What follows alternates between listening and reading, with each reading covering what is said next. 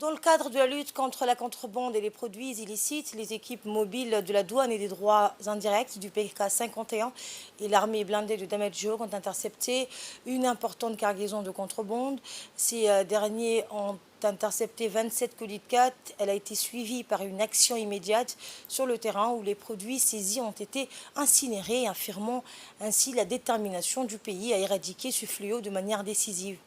La contrebande de 4 en particulier représente une menace sérieuse pour l'économie locale. Les agents des douanes et la gendarmerie nationale travaillent ensemble pour démanteler ces réseaux illicites.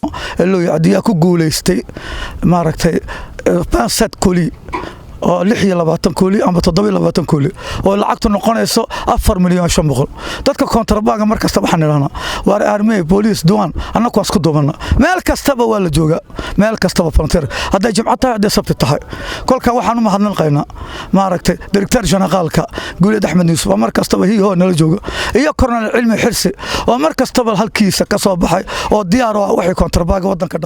dhaqaalaha dhibaato ku sameeynay ka soo horjeeda annagu ragga kontrabaaga waxa walaalahayow mar kastaba annagu soo joognaa waan isku xidhannahay meel kastood martina waan joognaa marka waxaan leenahay walaalahayow armeeguna oo nala joogaan annaga jaadka gubayna